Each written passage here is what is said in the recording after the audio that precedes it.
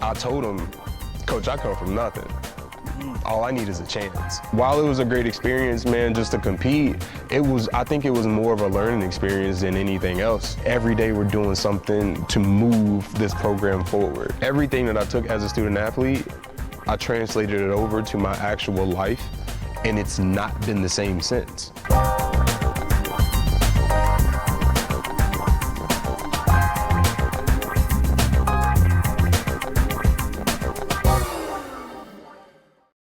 Eric Johnson here at Mountain Gateway Community College with the one and only Vincent Wyatt. First off, how are you? I'm good, brother. I'm good. Good to have you here. Director of Athletics, just wrapped up your 4th year here. Is that right? 4th year as an athletic director, first year at Mountain Gateway. That is awesome. First off, I want to take the folks back because that old saying, we go back like Cadillac seats. Yes, sir. Yes, sir. Yes, sir. Quick story, I'm transferring middle schools in Roanoke City, go to Lucy Addison Middle School. Shout out to all the Bulldogs out there. Yes, sir. Bulldogs for life. And all I heard the first day walking into that school was Vincent Wyatt. Vincent Wyatt. You know Vince? Do you know Vince? You don't know Vince? Oh, Vince is the best. Vince is this. Who is Vincent Wyatt? That's the one thing that was going through my mind. Who is this guy? Who is he? And lo and behold, I come to find out who he is. At the time, one of the tallest in the school. Great basketball player, smooth guy, smooth cat, and just real humble. Just did your thing, and look at you now. Yes, sir. Off the big and great things. That first impression of you spoke volumes to me in terms of just who you truly were at the time. And it's been great to see you haven't really changed in terms of your personality. Yes, You've sir. just evolved into who you are. Can you speak to your growth throughout the years from those early days in which I met you and to where you are now? Yeah, for sure, man. So the growth aspect of everything is just my experiences. You know, when you go through things as a person, or even at that young age, you know, my life wasn't, you know, it wasn't what it looked like on the outside, you know. So when you go through things and you have these certain experiences and you don't have room to be somebody you're not, you know, so you appreciate everything good that happens to you, you know, whether it's accolades, whether it's just, you know, upgrading in life, you know, and through those experiences you learn certain disciplines that you carry, you know, that you carry with you for the rest of your life, and that's pretty much what I've done. Absolutely. I didn't know it at the time. You're originally, though, from Atlanta, correct? Yeah. What age did you come to Roanoke area? So I moved to Roanoke when I was about 12. Okay. Nice. So you weren't too far along in the city, in which around the time that I came to meet you, just a few years after that. Of course, you went on to Radford University. Yes, sir. What made that home at the time before you stood out on the track, of course? It was really late for me to sign. I believe it was maybe end of June, early July. So, and coming off of my senior year in high school, I was injured. You know, and I didn't believe that, you know, I was losing the hope in being recruited, you know, and having the opportunity to go to the next level. Right. Mind you, this is all new for me in the first place. Oh, yeah. You know, so I was, long story short, I got a call on my way to watch the state track meet, because obviously I wasn't competing. I was hurt. So I was on my way to watch, and I got a call from Radford University, and it was kind of just, you know, standard recruiting call. Hey, we know about you, whatever. Come on a visit. Right. Okay, so I went on a visit, and love the campus. I mean, anybody that would go there would absolutely fall in love with the campus. Yeah. So that's one thing. The second thing was, you know, I guess just the structure of it. You know, when you learn in like the bones of it. Okay, I know I wasn't like a extremely. I'm not a valedictorian. You know, so the small class sizes, the relationships you're able to have with your professors, and the opportunities you get for academic success. You know, that was a thing that I knew I needed. You know, it wasn't important for me to go Power 5 or whatever, you know, all these big schools. I didn't need that. You know, I've always known education was a big focal point to whatever journey I was going on. Sure. And then I met the coaches. I met the coaches, and Coach Chumley and Coach White. Coach Chumley was the head coach at the time, and Coach White was the assistant coach at the time, and which was my event coach. And he asked me, he showed me around, and we're just having casual conversation. It was not at all like I didn't feel like he was a car salesman. Yeah. You know, I felt like it was just a conversation. You know, this is what you're gonna do. Sure. This is what we expect. You know, but it was all in a tone where I felt I trusted him right out the gate. I trusted him, and they asked me a question, and he asked me, you know, why. You know, like why you, or something along those lines, and I told him, Coach, I come from nothing. All I need is a chance. Yeah. That's it. Yeah. All I need is a chance. And when I left that campus, he called me like maybe, it was literally 24 hours later, and he offered me a scholarship. And right after that, process was boom, boom, boom, boom, boom. It was moving. It definitely did move. Yes, sir. You definitely did some big things. Of course, as I mentioned, track and field standout there at Radford, broke multiple records, including the 60-meter hurdles, 110-meter hurdles, 2014 Big South Runner of the Year, All-American, Olympic trials for a bit there in 2014. Yep. Did you ever imagine all that would happen after that casual conversation? Absolutely not. Right. Absolutely not, man. I didn't have, the only goal was to just be better than I was, and it still is. It still is till this day. The only goal is just to be a better me, and it's day by day. You know, it's not, you know, it's not a week by week thing. It's not a month by month thing. I don't care what's going to happen next year. Obviously, you know, you plan, you have an idea, you have a goal, but the real goals are the things that the real goals that I want to focus on are the things that can happen sooner, you know, and the soonest goal, the more attainable goal is to just be a better me. Yeah. Whatever comes with that, that's just a bonus, to be honest. I mean, the records, the accolades, or all that stuff is literally just a bonus. I could throughout all of those things, inside of all of those accolades and titles or whatever, I've become a better person. Yeah, that's what I love the most, because, you know, as you mentioned, that's quite the list there, and it doesn't stop there, of course. No. You know it doesn't stop there. Grad school, you did the same thing at Western Kentucky before getting your master's there. Conference champion, All-American honors yet again.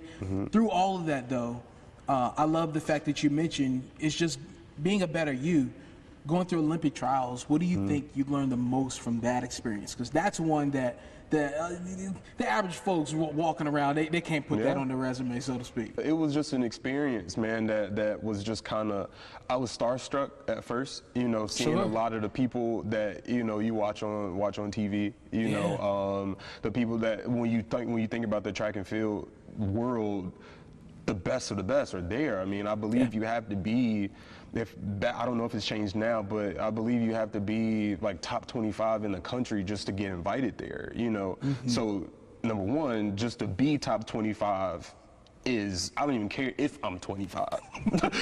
To be top 25, so I'm there. To be top 25 is like, oh wow, you know. So it was just an experience and an opportunity for me to care more. You know, if I want to be at this level, these are the things that I'm gonna have to do. I need to lock in a little more. While it was a great experience, man, just to compete, I think it was more of a learning experience than anything else. Yeah. You know, and when I ended up making that USA under-23 team, it translated over there, you know, and it was great. It was just a great experience. Not to mention the relationships I'm sure you built along the way, and then having to come and meet new people and new folks.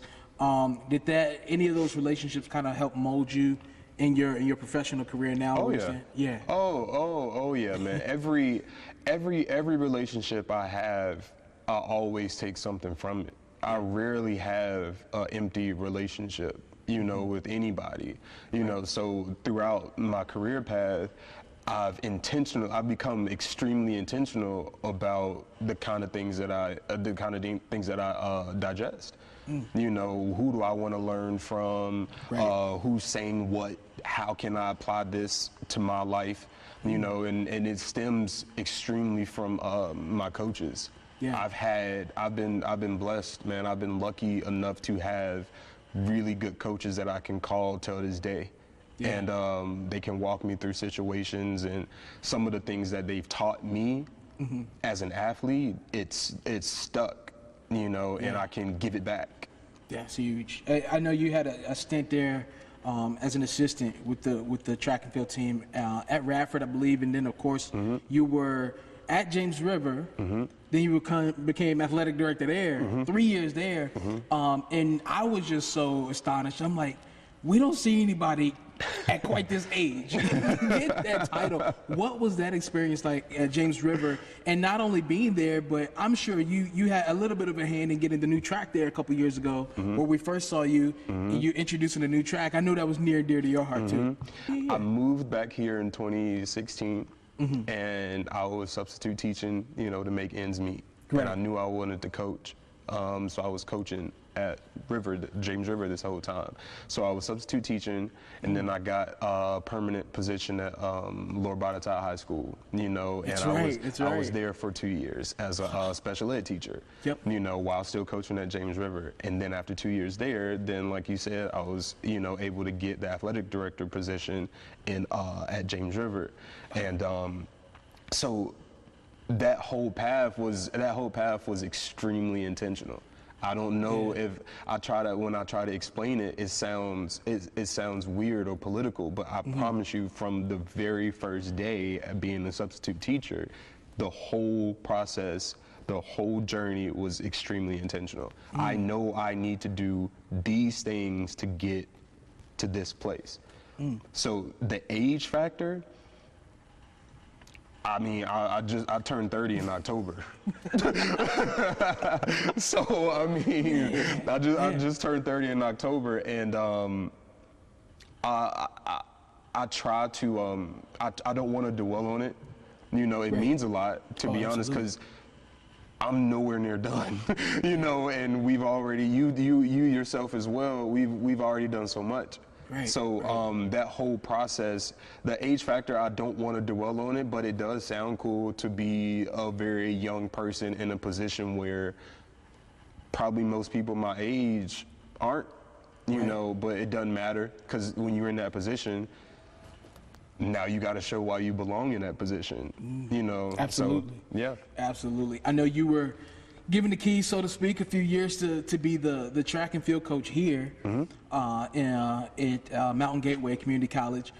Did you think, or did you know? Because I remember when the post came out, and you were like, "Hey, came here for one thing, they handed the keys to yet another again." What was that feeling like when they came to you with that news, man? So yeah, man. When I was just hired as a track coach. You know, and my sole duty as a track coach was to build this thing from nothing. You know, you have the opportunity, you're hired to build this track team. We got the infrastructure. Go get people, go get student athletes that want to run, and you just build it. You know, so that's what the goal was. And outside of that, I wanted to wanted to give a little more attention than running my own company. So fast forward a couple months, you know, I'm deep into this track and field thing, like, oh, this is cool. My previous athletic director resigned. So I got, you know, a call, you know, asking if I was interested, you know, and I was thinking right away, you know, well, I just kind of left being an athletic director. I was, you know, somewhat looking forward to running my company and building this track and field program here. Right. So, you know, obviously I caved, not caved, but obviously I made the decision to accept, to apply for the position, you know, and during the interview process, I had less nerves because Whereas when I applied for the James River position, again, when you think about age, when you think about experience, when you think about all this stuff, and it's like, man, nobody's going to give me this opportunity because, you know, dude, I'm 24 years old, and, you know, nobody's going to, you know, so with this one, having all the experience that I've had, you know, having grown as a human being, I felt a little more like, well, if I apply for the position, I get an interview, well, why shouldn't I get it? Yeah, you know, absolutely. So I applied for it. I felt really good about the interview, and when I got the call, it happened kind of fast. But when I got the call, it was all just like, well, okay. You back in it. You back in it. You back in it. Yeah. Let's go figure out how, because I had just got the, you know, just got the hang of how the VHSL was running. Right. you know, 3 years in at the high school level, you know, you get the hang of things, and everything's smoother. Right. And then you come here and it's like, well, okay, now you have to learn about the National Junior College Association. Yeah. You know, reset button. Oh my goodness. Huge reset button. Right. You know, I'm still learning. Yeah, you know, but absolutely. I'm a lot more confident. Yeah. You know, in the information, you know, and how to run this thing. So yeah, we're doing good things. You mentioned your company that you're trying to run it. You do so much with it. Execute Fam. Yes, sir. Yes, sir. Public speaking is sir. with it. Training is with it. Yes, sir. What isn't with it, man? You do it all. You printing shirts and everything for yes, the sir. local yes, teams sir. and such around. How exciting is that to also have that on the side, but yet you can mesh it with what you do on a daily as well? That was a huge part of my overall happiness and my purpose in life. Yeah. Well, I feel like that is solely what I'm here to do. You know, my company, obviously it obtains photography, like you said, public speaking. I do have merchandise, and I do sports, speed and agility, sports specific training, and motivational speaking. And all throughout the year, I've been able to do a lot of all of it. You know, I love photography, and I've been able to do that. Public speaking. I had just spoken at Allegheny, the Allegheny Highlands Youth Coalition. Yes. And the CSB. They had a mental health walk a couple weeks ago. First day of it was the first May 1st. I was able to speak there. You know, I've been invited to speak at a Juneteenth, I guess, gathering. So. And as far as my sports training, I've been able to train some of the most amazing student athletes in this entire area. And they range from all the way from 12 to 22, you know, and I've been able to do that almost daily, you know. So the company aspect of it is to simply just be the person that I wish I had when I was a youth, you know, affordable, effective, you know, and you get more than just run from cone to cone. You know, so that's basically what, you know, the company itself is about, and having the opportunity to be able to do it here where I work is also a blessing, because we're still building this program, and every single day we're doing it. Maybe this big, it may be that, it may be this big, but every day we're doing something to move this program forward. You have so many things that you touched on that I think are very important to the target audience in which I try to reach, the young ones out there in particular. Setting goals along the way. How big was goal setting, and how big has it been for you thus far? Because it seems like you set yourself up in a way in which you can't fail almost, considering the goals that you had along the way. So it's basically to be realistic first. You know, be very realistic, know what your reality is, and self-assess. You know, who am I as a person? You know, what am I going through? How do I feel about my life and my goal? I mean, my path, my position in life right now. you know, and when you can identify and even a little bit, you know, you can identify even a little bit of that, then you can make goals based off of that, you know. And I'm a really big person where I know what the big picture is, but like I tell people all the time, I tell the student athletes that I train, I talk to, any conversation I have, I always talk about, people often only think big picture, which is great, but nobody thinks about the pieces that are put into place to make up that big picture. Wow. I'm the piece guy. The big picture's fine. We can look at it, we can admire it, but there's so many pieces to that puzzle to make that big picture. So as far as goal setting goes, what are you able to do? What can you do? What are you willing to do? And how dedicated are you going to be to doing it? Wow. You know, that's huge. It